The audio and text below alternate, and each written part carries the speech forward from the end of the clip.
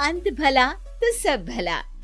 रोली की शादी उसके माँ बाप एक आलसी लड़के से करा देते हैं। चलो, रोली की शादी हुई और हमने गंगा नहाई। और क्या, बेटियां तो होती ही हैं बोझ। हाँ, पर अब क्या चिंता, उतार तो दिया बोझ तुमने, अब वो लोग समझे। ससुराल में रोली का पति कहता है, देखो, मैं कोई काम नहीं करता, ये बात तुम्हारे मम्मी पापा को बता दी थी मैंने।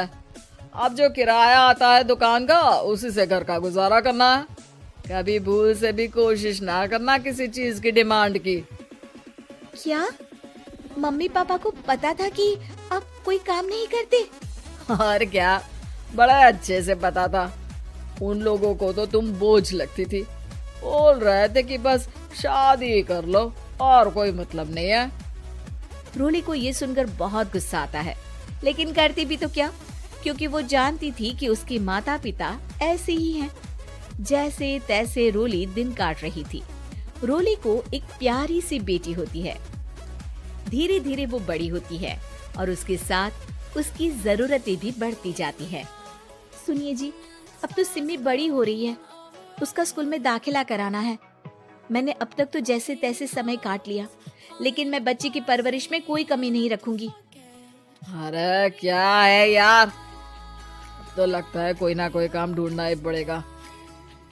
अब पति रोज काम की तलाश में जाता और बिना किसी काम के वापस आ जाता।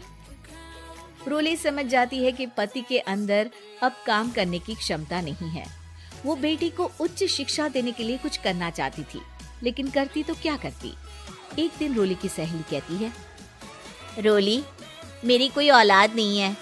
अगर तू मेरी औलाद को जन्म दे तो मैं तुझे तेरे मुंह मांगे पैसे दूंगी। अरे, तेरी औलाद को मैं कैसे जन्म दे सकती हूँ? सरोगेसी से। बच्चा मेरा और वैभव का ही होगा, लेकिन कोख तेरी होगी। ये संभव है रोली। रोली कुछ सोचकर कहती है, मुझे मंजूर है, लेकिन मैं इसका 2 लाख रुपया लूंगी। अरे कोई बात नहीं, मुझे मंजूर है। रोली खुश हो जाती है कि एक बच्चा पैदा करने का उसे 2 लाख रुपया मिलेगा। वो घर आकर पति को बताती है, वो भी खुश हो जाता है। अब क्या था, डॉक्टर के पास जाकर सहेली का बच्चा रोली की कोख में पलने लगता है। मुझे 20,000 चाहिए मेरे बेटी के एडमिशन के लिए। हाँ हाँ ठीक है, मैं उसके एडमिशन से लेकर सारे खर्चे उसके अकाउंट में डाल रही हूँ। रोली की बेटी का एडमिशन हो जाता है। रोली को लगता है कि वो अब सब कुछ ठीक कर देगी। दिन और महीने आगे बढ़ते हैं। अब एक दिन, एक बात कहूँ जी, काश इस बच्चे को मैं रख पाती। मैं अब इससे काफी जुड़ गई हूँ। अरे यार, पता नहीं किसका बच्चा है, अपने पास है ना अपनी मुन्नी। हाँ, लेकिन अब मैं भी इस बच्चे से जुड़ाव फील करने लगी हूँ। लेकिन मैं ये जानती हूँ कि ये मेरा बच्चा नहीं है। दोनों की जिंदगी ठीक चल रही थी, लेकिन कहते ना कि सुख का पल ज्यादा लंबा नहीं होता। एक दिन रोली की सहेली का फोन आता है। रोली, मुझे अब ये बच्चा नहीं चाहिए, मैं अपने पति को छोड़ रही हूँ। अरे लेकिन मुझे पैसों की जरूरत है, बच्चा तुम्हारा है, मैं क्या करूँगी? सहेली बिना कुछ बोले फोन काट देती है, फोन स्विच ऑफ कर देती है। लेकिन रोली के जीवन का तूफान यहीं नहीं रुकता। रोली, मैं इतना भार नहीं उठा सकता।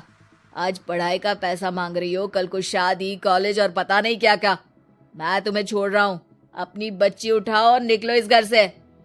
अरे पर मैं कर तो रही हूँ ना बच्चे के लिए काम, आप आराम से रहिए ना। क्या काम कर रही हो? देख रहा हूँ मैं। ये छोटा शहर है, यहाँ लोगों को बात बनाते वक्त नहीं लगता। तो मैं क्या करूँ? ज्यादा पढ़ी लिखी नहीं हूँ, कैसे घर के खर्चे चलाऊं? और आप तो काम करना ही नहीं चाहते। हाँ, ना चाहता हूँ और ना ही करूँगा। रोली को पति की बात पर काफी गुस्सा आ जाता है। ठीक है, अगर मेरे जीवन में संघर्ष ही लिखा है तो वही सही। इस वक्त पति होने के नाते आपको मेरा साथ देना चाहिए था, लेकिन नहीं, आपने तो इस हाल में मुझे घर से बाहर निकालने की बात कह डाली। देखो, ये सारी फालतू की बातों के लिए वक्त नहीं है मेरे पास। रोली, जिसकी कोख में किसी और का बच्चा था और साथ छोटी सी बेटी, पति का घर छोड़कर रास्ते पर आ जाती है। रोली के पास मायके के सिवा दूसरा कोई रास्ता नहीं होता। अरे रोली कैसी है? कितने दिनों के लिए आई है? हमेशा के लिए माँ। वो माँ को सारी बात बता देती है। ओए लड़की, इतनी हिम्मत का काम कर लिया। अरे ना ना, यहाँ कोई जगह नहीं है। तुम तो अपना बोरिया बिस्तर उठाओ और निकलो यहाँ से। रोली के पास अब मायके का रास्ता भी नहीं बचता। वो चुपचाप बच्ची को लेकर जा रही थी कि उसे दर्द होता है और वो डॉक्टर के पास चली जाती है। और फिर वहां वो एक प्यारे से बेटे को जन्म देती है। कितना प्यारा है, कितने अभागे हैं इसके माँ बाप जो इसके पैदा होने पर भी नहीं है। तभी वहां डॉक्टर आ जाती है। रोली, बच्चे के पिता तुमसे मिलना चाहते हैं। आपका बहुत बहुत शुक्रिया। मैं इस बच्चे को पालूंगा, भले ही इसकी माँ ने इसे छोड़ दिया हो, पर मैं अपनी जिम्मेदारी निभाऊंगा। तो क्या आप मुझे इसके पैदा करने के लिए जिन पैसों की बात हुई थी वो भी देंगे? हाँ, और साथ ही आप चाहें तो मेरे घर में रहकर मेरे बच्चे की देखभाल भी कर सकती हैं। मैं उसके लिए आपको सैलरी दे दिया करूंगा। रोली को लगता है कि जैसे भगवान ने उसके लिए सुकून का रास्ता खोल दिया। वो अब मुकेश के साथ उसके घर चली जाती है, जहाँ रहकर वो उस बच्चे की देखरेख करती है। अब मुकेश के घर को रोली अच्छे से संभाल लेती है। उसके लिए खाना बनाने से लेकर बच्चों की देखभाल और घर की देखरेख। धीरे धीरे मुकेश को रोली से प्यार हो जाता है। रोली, तुम्हारी बेटी और मेरा बेटा बिल्कुल भाई बहन की तरह साथ रहते हैं। हाँ, आखिर है तो एक ही कोख के बच्चे, अटैचमेंट तो होगा ही ना।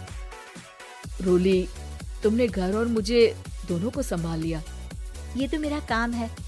आपने भी तो मुझे छत दी जिससे मैं अपनी बेटी की पढ़ाई और भविष्य के लिए पैसे जोड़ सकूं। रोली, क्या तुम मुझसे शादी करोगी? अब मैं जानता हूँ तुम्हारी भी शादी कुछ खास अच्छी नहीं रही। रोली को मुकेश की बात ठीक लगती है। वो उसे हाँ बोलने की सोच ही रही होती है कि उसके पहले पति का फोन आ जाता है। रोली, मैं बहुत परेशान हूँ। मेरा एक्सीडेंट हो गया है। मैं चाहता हूँ तुम वापस आ जाओ। रोली को पुराने पति की चिंता होने लगती है। वो सोचती है कि वो क्या कर रही थी। हाँ ठीक है, मैं आ रही हूँ। हाँ रोली, आ जाओ, लेकिन बच्ची को कहीं हॉस्टल में छोड़कर आना, क्योंकि मैं नहीं चाहता कि हम लोगों के बीच फिर से वो सारी बातें हो। रोली को समझ आ जाता है कि पति आज भी सुधरा नहीं है।